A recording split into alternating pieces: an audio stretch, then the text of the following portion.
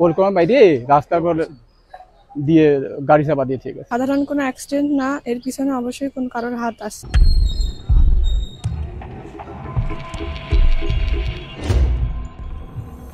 ঘুমের ওষুধ খাইয়ে খুন, তারপর সাজানো হয় সড়ক দুর্ঘটনা। ঝিনাইদহের শৈলকুপায় এক নারীর মৃত্যু ঘিরে দানা বেঁধেছে রহস্য আর ধূম্রজাল।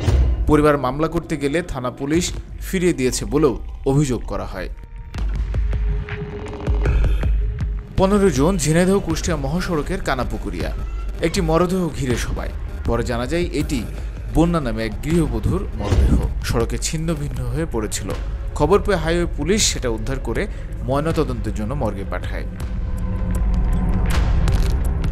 শুরুতে নিছক সড়ক দুর্ঘটনা হিসেবেই বিভিন্ন গণমাধ্যমে খবর প্রকাশ হয়, কিন্তু পরবর্তীতে বন্যার পরিবার ও তার সহপাঠীরা দাবি করে এটা দুর্ঘটনা নয়, হত্যা। আসলে কি ঘটেছিল পলিটেকনিকের শিক্ষার্থী বন্যার সাথে, বিষয়টির গভীরে যেতে চায় নির্বাণ টিম। শুরু হয় অনুসন্ধান। বন্যার বাবা জাহাঙ্গীর হোসেনের লিখিত অভিযোগ থেকে জানা গেছে 2020 সালের জুলাইতে সোহান বিশ্বাস নামে এক যুবকের সাথে বন্যার বিয়ে হয়। দেনমোহর ছিল 2 লাখ টাকা। সংসার জীবনে তাদের একটি ছেলে সন্তান হয়। কিন্তু বন্যার স্বামী অভিযুক্ত সোহান পরকীয়া ও মাদকাসক্ত হয়, প্রায় তাদের পারিবারিক কলহ হতো। এক পর্যায়ে মোটা টাকা যৌতুক দাবি করে সোহান, না দিতে পারে দফায় দফায় নির্যাতন করা হতো বন্যাকে। পরিবারের দাবি, গত 13 জুন বন্যাকে নির্যাতনের পর ঘুমের ওষুধ খাওয়ানো হয়। গুরুতর অসুস্থ হয়ে পড়লে নেওয়া হয় কুষ্টিয়া সদর হাসপাতালে। সেখান থেকে কিছুটা সুস্থ হলে তাকে আবার স্বামীর বাড়িতে রেখে আসা হয়, কিন্তু ফের নির্যাতনের কারণে বন্যা মারা যায়। বিষয়টি ধামাচাপা দিতেই 15 জুন একটি মোটরসাইকেলে তার দেহ মহাসড়কে ফেলে দেওয়া হয়, যেন দুর্ঘটনা হিসেবে ধরে নেয় সবাই। ওখানকার ওই কানাপুকুরার লোক ওখান থেকে বলছে যে একটা মেয়ে, অপরিচিত লোক বলছে যে মেয়েটা যেখানে পড়ে আছে, মোবাইল নাম্বার পাওয়া গেছে, এই নাম্বার আপনার বাবা।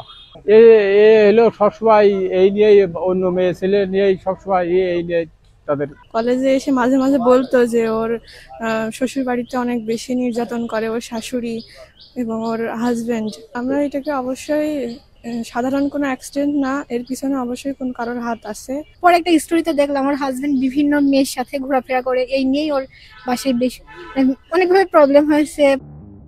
বিষয়টি আরও নিশ্চিত হতে আমরা কথা বলে অভিযুক্ত সোহানের প্রতিবেশীদের সাথে। তারা বলেন, ঘটনার দিন সোহানের ফুপা পদমদি গ্রাম থেকে একটি মোটরসাইকেলে বন্যাকে ঝিনাইদহের দিকে নিয়ে আসছিল। পথে বন্যা মোটরসাইকেল থেকে লাফ দেয় এবং দ্রুতগতির ট্রাকের নিচে পিষ্ট হয়ে মারা যায়। ঘটনার পর থেকে অবশ্য খোঁজ মিলছে না ওই মোটরসাইকেল ও সোহানের ফুপা মনিউল ইসলামের। সেটা নিয়ে একটু ঝঞ্ঝার ঝামেলা চলছিল, সেই নিয়ে কালকে গতকাল রাতে নাকি মেয়ে বেশ কিছু ঘুমের বড়ি খাইছিল। এটা আমার শোনা গল্প। হ্যাঁ, আচ্ছা, ঘুমের বড়ি খাইছিল, পরে ওনারা হাসপাতালে নিয়ে ডাক্তার মাত্র ট্রিটমেন্ট করছে। করার পরে মেয়ের বাবা মাও গেছিল সেখানে। মেয়ের বাড়িতে মেয়ের পাঠানোর জন্য ওই সোহানের ফুবার মোটরসাইকেলে নিয়ে আসছিল। মেয়ে পিছন থেকে জাম দিয়ে ট্রাকের তলে মাথা দিয়ে মারা গেছে। এটা কতটুকু সত্য সেটা তদন্ত। মেয়ের ফুপা, তার নাম কি? সে কি গেছিল ওই বাড়িতে? হ্যাঁ। আপনারা কি প্রত্যক্ষদর্শী? না, আমি দেখো না। যদিও এই ঘটনার পরপরই বিষয়টিকে ভিন্ন খাতে নিতে সক্রিয় হয়ে ওঠে একটি মহল।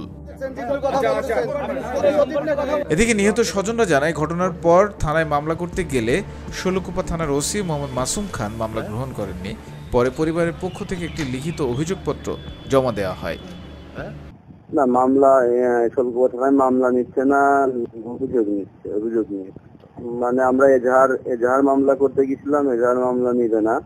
তারা অভিযোগ লিখে, এজাহার কেটে দিয়ে অভিযোগ লিখে একটা অভিযোগ নিয়ে রাখে। এখন দেখি, আমরা যেহেতু থানা আমাদের সাথে কর্পোরেট করছে না, আমরা আমাদের মতো পরিবেশ করে চলতে হবে। টেলিফোনে কথা হয় শৈলকুপা থানার ভারপ্রাপ্ত কর্মকর্তা মাসুম খানের সাথে। তিনি দাবি করেন, ময়নাতদন্ত ছাড়া মামলা গ্রহণের কোনো বিধান নেই। তো আইনগত ব্যাখ্যাটা হলো, যেটা পোস্টমর্টমে যায়, মানে after getting postmortem then will decide.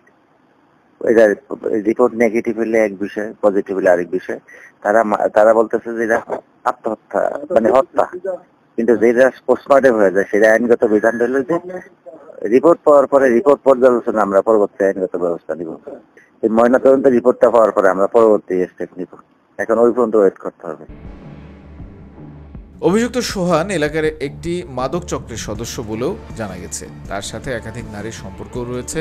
এছাড়াও নিহত বন্যার পরিবারের দাবি, ঘটনার ধামাচাপা দিতে সক্রিয় হয়ে উঠেছে একটি প্রভাবশালী মহল। এদিকে নিহতের বাবার লিখিত অভিযোগে 5 জনের নাম উল্লেখ সহ আরও অজ্ঞাত 4-5 জনকেও আসামি করা হয়েছে।